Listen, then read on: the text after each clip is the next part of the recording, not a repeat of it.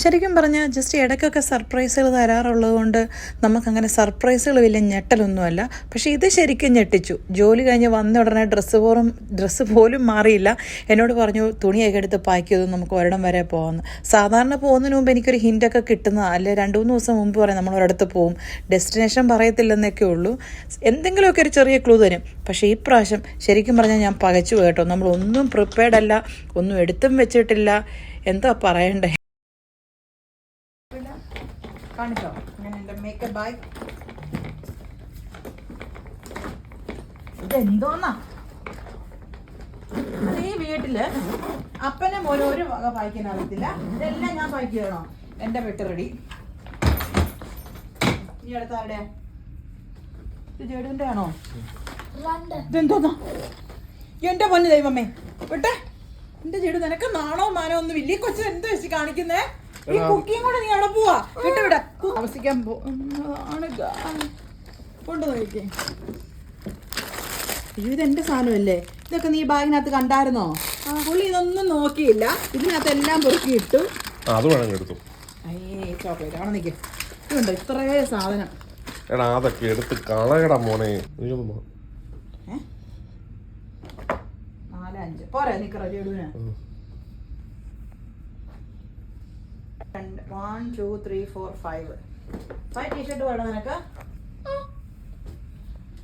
കൂലിങ് കരുതടാ, നേരെ പിടിയിടാ. ഇത് swimming suit ഒരെണ്ണം പോരെ? നമുക്ക് ഉണക്കി അത് തന്നെ ഇടാം. നിന്റെ ഡെട്ടി പോരെ?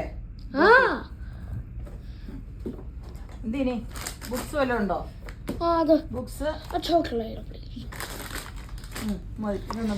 ഇത് കണ്ടാത്തൊന്നും നമ്മൾ എങ്ങോട്ടോട്ട് പുറപ്പെട്ടു പോവാന്ന്.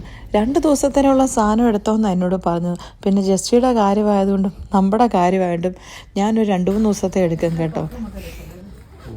ഇതാണ് എന്നോട് സർപ്രൈസ് ആണെന്ന് പറഞ്ഞേ. അല്ല, കെട്ടിയവന്റെയും കൊച്ചിന്റെ എന്റെയും പെട്ടി മുഴുവൻ ഞാൻ പായിക്കണം. ഇവിടെ സർപ്രൈസ് എന്റെ വരെ സാധനം നിങ്ങൾ പാക്ക് ചെയ്ത് എന്നെ കൊണ്ട് പോകുന്നതാണ് സർപ്രൈസ്. ഇതെന്ത് സർപ്രൈസ്? അങ്ങനെ ഫൈനലി ഞങ്ങൾ കെട്ടും പാണ്ടൊക്കെ എടുത്ത് പുറപ്പെട്ടു കേട്ടോ. ഞാൻ പറഞ്ഞില്ലേ ഇത് ഷോർട്ട് നോട്ടീസിൽ പറയാതുള്ളൊരു ട്രിപ്പ് ആയതുകൊണ്ടാണ് കുറച്ച് ഞാൻ പകച്ചു പോയത്.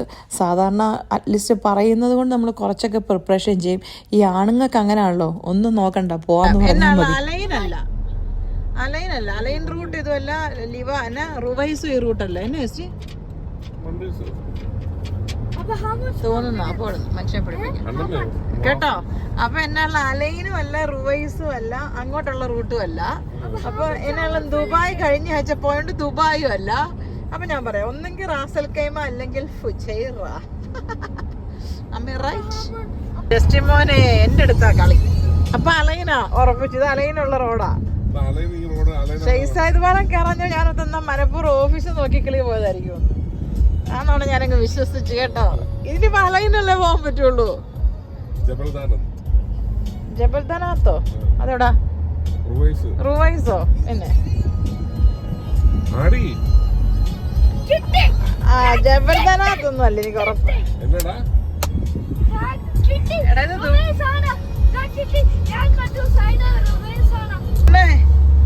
നീ നോക്ക. അപ്പൊ സൗദി അറേബ്യ അൽദഫ്ര ഒക്കെ ഇവിടുന്ന് തിരിഞ്ഞു പോവാ. അപ്പൊ അതുമല്ല കേട്ടോ മോനെ. ഇനി ഈ റോഡ് നേരെ ദുബായ് അല്ല, ഇത് നേരെ അലൈനല്ലേ ഉള്ളു മോനെ. പിന്നെ എങ്ങോട്ടാ മോനെ? ഇതാണ് എന്റെ സർപ്രൈസ്. എനിക്ക് ഇപ്പഴും മനസ്സിലായി അലൈനാ പോകുന്നത്.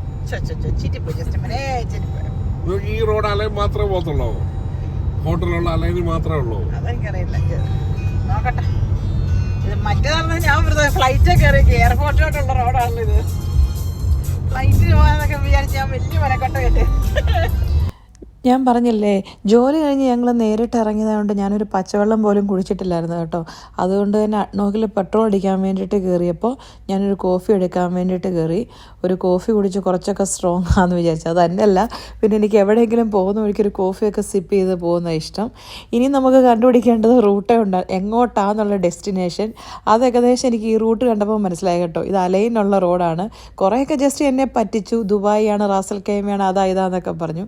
പിന്നെ നമുക്ക് ഇത്രയും വർഷമായില്ലേ, നമുക്ക് ഈ യുഎയിലെ റോഡൊക്കെ അറിയാമല്ലോ ഏകദേശം ഇത് എങ്ങോട്ടാന്ന്. ഇനിയിപ്പോൾ അലൈനിൽ ഏത് ഹോട്ടലാന്നുള്ളത് മാത്രമേ കൺഫ്യൂഷൻ ഉണ്ടായിരുന്നുള്ളൂ. പോകുന്ന വഴിക്ക് ജേടുക്കുട്ടനും ഉറങ്ങിപ്പോയി കേട്ടോ. എന്നാ ജസ്റ്റ് ജസ്റ്റ് പറ ജസ്റ്റ്. ഓ ഗൂഗിൾ മാപ്പ് ഇങ്ങനെ കാണിച്ചിട്ട് അങ്ങോട്ട് എവിടാണ് ഒരു മിക്കവാറും ഞാൻ പറഞ്ഞത് തന്നെ ആയിരിക്കും.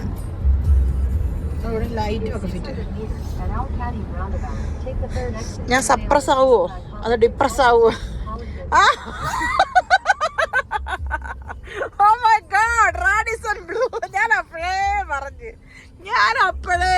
പറഞ്ഞു ദൈവമേ, റാഡിസൺ ബ്ലൂവിൽ ചെക്ക് ഇൻ ചെയ്യാനുള്ള തിരക്കാണോ? ഉച്ചയ്ക്ക് വരണ്ടായിരുന്നല്ലോ. അടിപൊളി. നമ്മൾ ആദ്യമായിട്ടാണല്ലോ റാഡിസൺ ബ്ലൂവിൽ. സർപ്രൈസ്. ഞാൻ എന്നത് പറഞ്ഞ റാഡിസൺ ബ്ലൂ വന്ന്. എനിവേ ജസ്റ്റിയുടെ സർപ്രൈസ് അവിടെ ചെല്ലുന്നതിന് മുമ്പ് തന്നെ പൊളിഞ്ഞു കേട്ടോ. മീൻസ് അങ്ങ് വരെ ഒപ്പിച്ചൊരു വിധത്തിൽ.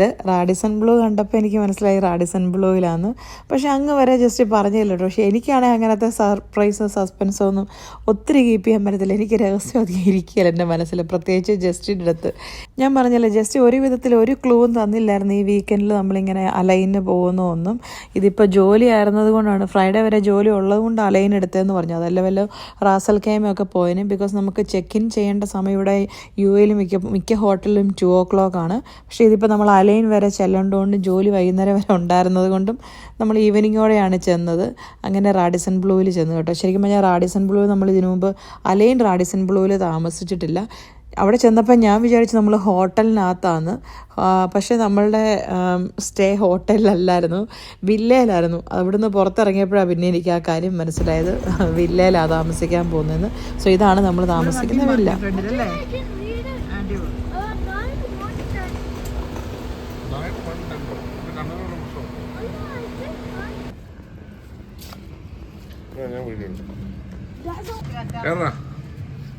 പെട്ടി ഒന്ന് വെച്ചിട്ടുണ്ട്.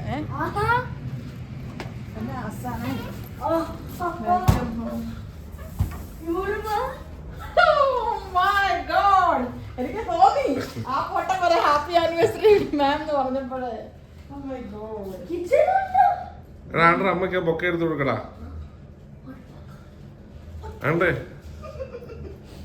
മേല മണം ഇതിനകത്ത്. പക്ഷെ അത് പൂവിന്റെ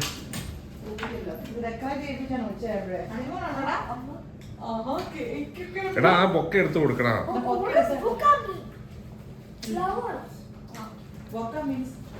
അവിടെ കൊണ്ടുപോകാൻ ഒരു ഫോട്ടോ എടുക്കണം ഡൈനോസറിനെ മാറ്റിയിട്ട്. ഇത് ഇവിടെ ഒക്കെ എടുക്കും മൊത്തം. വാവ് സൂപ്പർ സൂപ്പർ നോക്കി കൊടുക്കടാ. Thank you. ഹൈഡൻസേക്ക് ഉണ്ടോ? എന്റെ ഫോൺ കൊടുക്ക. എന്റെ ഒരു ഫോട്ടോ ഉണ്ട്. ഇതിന്റെ ഒരു ഫോട്ടോ എടുത്താൽ മൊത്തം ഒരു ഫോട്ടോ എടുക്കണം ചെയ്തു. ആ നമുക്ക് ഫോട്ടോ നിലത്തൂടൊക്കെ ഫ്ലവറൊക്കെ ഇട്ട് എനിക്ക് മനസ്സിലായിരുന്നു റൂമിൽ ഡെക്കറേഷൻ ഉണ്ടെന്ന് കേട്ടോ. ജസ്റ്റ് റൂമിൽ ഡെക്കറേഷൻ ഉണ്ടെന്ന് എനിക്ക് മനസ്സിലായി. കാരണം സർവീസ് റൂം ബോയ് വരെ വന്നിട്ട് ഹാപ്പി വെഡിങ് എടാ കളയലടാ ഹാപ്പി വെഡിങ് ആനിവേഴ്സറി മാന്ന് പറഞ്ഞാലേ.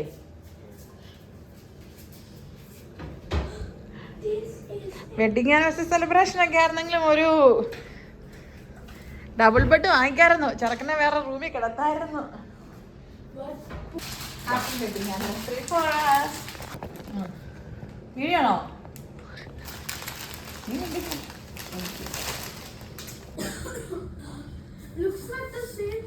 അതെ ഫുജറ ഹോട്ടലിൽ കഴിഞ്ഞ വർഷമായിരുന്നു ഹിസ്റ്ററി. അതെ ഇതുപോലെ. അപ്പോൾ ഇതായിരുന്നു നമ്മളുടെ ഹോട്ടൽ റൂം കേട്ടോ, ജസ്റ്റിമോൻ്റെ വക സർപ്രൈസ്. ഇത് വലിയ സർപ്രൈസ് ആയിട്ടൊന്നും എനിക്ക് തോന്നിയില്ല. ബിക്കോസ് എനിക്കറിയാമായിരുന്നു ജസ്റ്റ് ഇത് ഇങ്ങനത്തെ എന്തെങ്കിലുമൊക്കെ സർപ്രൈസുകൾ ഒളിപ്പിച്ച് വെക്കുമെന്ന്. എല്ലാ പ്രാവശ്യവും ഇതുള്ളതാണ് ജസ്റ്റിയുടെ വകയായിട്ട്. അങ്ങനെ നമ്മൾ കേക്കൊക്കെ മുറിച്ചിട്ട് പിന്നെ നമ്മൾ ഫുഡ് കഴിക്കാൻ വേണ്ടി പോയി. ഡിന്നർ നമുക്ക് ഹോട്ടലിൽ തന്നെ ആയിരുന്നു. നമ്മൾ ഹാഫ് ബോർഡ് എടുത്തിട്ടുണ്ടായിരുന്നു ഈ പ്രാവശ്യം. അങ്ങനെ നേരെ പിന്നെ ലേറ്റ് ആകണ്ടല്ലോ എന്ന് വിചാരിച്ചു. പിന്നെ ഡിന്നറൊക്കെ കഴിഞ്ഞിട്ടാകുമ്പോൾ നമുക്ക് നേരെ റൂമിൽ വരാമല്ലോ. അങ്ങനെ നേരത്തെ തന്നെ പോയി കേട്ടോ ഫുഡ് കഴിക്കാൻ. പിന്നെ നമ്മൾ ഞാൻ പറഞ്ഞില്ലേ ജോലി കഴിഞ്ഞ് ടയേർഡൊക്കെ ആയിട്ടാണ് വന്നത്. വരുന്ന വഴിക്ക് പിന്നെ ഫുഡൊന്നും കഴിച്ചില്ല. ഫുഡാണെങ്കിലും വലിയ കുഴപ്പമൊന്നും ഇല്ലായിരുന്നു. ശരിക്കും പറഞ്ഞാൽ ഏറ്റവും കൂടുതൽ അവിടെ ഉണ്ടായിരുന്നത് എന്താണ്, ഡെസേർട്സ് ഒക്കെ ഒത്തിരി ഉണ്ടായിരുന്നു കേട്ടോ റാഡിസൺ ബ്ലൂവിൽ. എന്തൊക്കെ ഉണ്ടെന്ന് പറഞ്ഞാലും ഒന്നും കഴിക്കില്ലാത്തൊരു കൊച്ചും വയറ് നിറച്ച് കഴിക്കുന്ന ഒരു അപ്പനും അമ്മയാണ്ട് കുഴപ്പമില്ല. ജഡുവിനെയും കൊണ്ട് ഞാൻ പറഞ്ഞില്ല, ജഡുവിന് ഫുൾ ടൈം കളിയായിരുന്നു. എല്ലാ പ്രാവശ്യവും പറയുന്ന പോലെ ഹോട്ടലിൽ വെറുതെ കൊണ്ടുപോകുന്നതാണ്, പുള്ളി ഫുഡൊന്നും കഴിക്കില്ല. സാധാരണ പിള്ളേർക്ക് ഡെസേർട്ട്സും കേക്കും ഐസ്ക്രീംസും അങ്ങനെയൊക്കെ ഉള്ളത് എല്ലാം ഇഷ്ടമല്ലേ, പക്ഷേ ഇവനിതൊന്നും താല്പര്യമില്ല, ഇതൊന്നും കഴിക്കത്തില്ല. ഫുഡെന്ന് പറയുന്നത് തന്നെ പുള്ളിക്ക് വലിയ താല്പര്യമില്ലാത്തൊരു കൂട്ടത്തിലാണ്. അങ്ങനെ ഞങ്ങൾ എനിവേ മാക്സിമം ഒക്കെ കഴിച്ചു.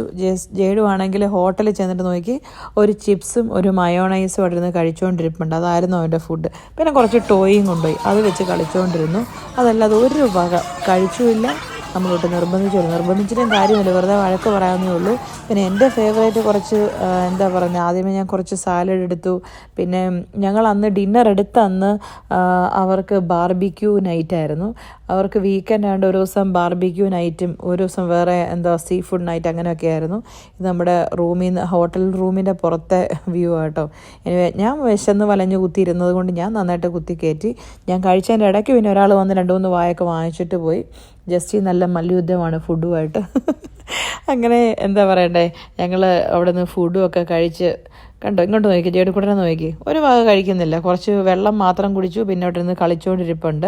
അങ്ങനെ ഫുഡെല്ലാം കഴിച്ച് കഴിഞ്ഞപ്പോൾ പിന്നെ കുറച്ച് ഡെസേർട്ട് എടുത്തേക്കാമെന്ന് വിചാരിച്ചു. അത്ര വലിയ ഡെസേർട്ട് ഫാനൊന്നും അല്ലെങ്കിലും ചിലതൊക്കെ കണ്ടപ്പോൾ നമുക്ക് എടുക്കാൻ തോന്നില്ല. ചില പ്രത്യേക ഡെസേർട്ട്സൊക്കെ നമ്മളെ എന്താ പറയുന്നത്, ഹഠാത് ആകർഷിക്കുമല്ലേ. അങ്ങനെ ചിലതൊക്കെ എടുത്തു, ചിലതൊക്കെ ഇഷ്ടപ്പെട്ടു, ചിലതൊന്നും ഇഷ്ടപ്പെട്ടില്ല. ഇതൊക്കെയായിരുന്നു അവിടുത്തെ മെയിൻ കോഴ്സുകൾ, സാധനങ്ങളൊക്കെ. ഞാൻ ചെറുതായിട്ടൊരു വീഡിയോ ഒക്കെ എടുത്തു. അങ്ങനെ വീഡിയോ ഒക്കെ എടുത്ത് ഫുഡെല്ലാം കഴിച്ച് കുറച്ച് നേരം ചില്ലായിട്ടിരുന്നിട്ട് പിന്നെ നമ്മൾ നേരെ പോയി. പ്രത്യേകിച്ച് ഫുഡ് കഴിച്ച് കഴിയുമ്പോൾ പിന്നെ നമുക്ക് ക്ഷീണമാണല്ലോ, അമ്മാതിരി കഴിപ്പാണല്ലോ. പിന്നെ ഇതായിരുന്നു അവിടുത്തെ സ്വിമ്മിംഗ് പൂൾ കേട്ടോ. ഇത് അഡൾട്ട്സിൻ്റെ സ്വിമ്മിംഗ് പൂളാണ്. ഈ റാഡിസൺ ബ്ലൂവിൽ മാത്രമേ ഞാൻ കണ്ടിട്ടുള്ളൂ ഈ നൈറ്റിലും സ്വിമ്മിംഗ് പൂൾ ആൾക്കാർ യൂസ് ചെയ്യുന്നത്. ബാക്കിയുള്ള ഹോട്ടൽസൊക്കെ ഒരുമാതിരി ബിഫോർ 6 o'clock അല്ലെങ്കിൽ സൺസെറ്റ് കഴിയുമ്പോൾ സ്വിമ്മിംഗ് പൂൾ ക്ലോസ് ചെയ്യും. പക്ഷേ ഇവിടെ ഉണ്ടായിരുന്നു. അങ്ങനെ ഫുഡെല്ലാം കഴിഞ്ഞ് നമ്മൾ വില്ലയിലോട്ട് നടന്നു പോകാം കേട്ടോ. ശരിക്കും പറഞ്ഞാൽ നടക്കാനുള്ള ആരോഗ്യമൊന്നുമില്ല. അവിടെ ഒരു റൂം കെട്ടിരുന്നെങ്കിൽ അവിടെ കിടന്ന് ഉറങ്ങാമെന്നുള്ളൊരു അവസ്ഥയായിരുന്നു ഞങ്ങൾക്ക്.